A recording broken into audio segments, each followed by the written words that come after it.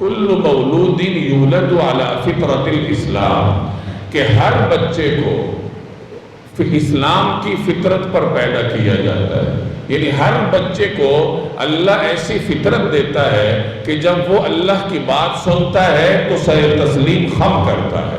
آپ اس کو قبول حق کی استعداد کا نام دے دیں، حق قبول کرنے کی صلاحیت کا نام دے دیں کہ اللہ نے ہر بچے میں وہ صلاحیت رکھی ہے، اور اس صلاحیت کے ساتھ بچہ دنیا میں آتا ہے، اسی صلاحیت کے ساتھ آنکھ کھولتا ہے. اب ہوتا کیا ہے؟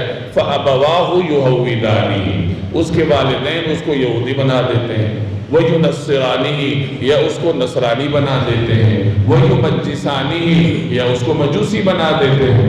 جب صحابہ کرام نے اس کی وضاحت پوچھی تو نبی کریم صلی اللہ علیہ وسلم نے اسی روایت میں آگے جا کر فرمایا، کیا تم دیکھتے نہیں ہو کہ اونٹ کا بچہ صحیح سالم پیدا ہوتا ہے؟ ایسا تو نہیں ہوتا کہ اس کی آنکھ کٹی ہوتی ہے یا اس کی ٹانگ کٹی ہوتی ہے، صحیح سالم پیدا ہوتا ہے.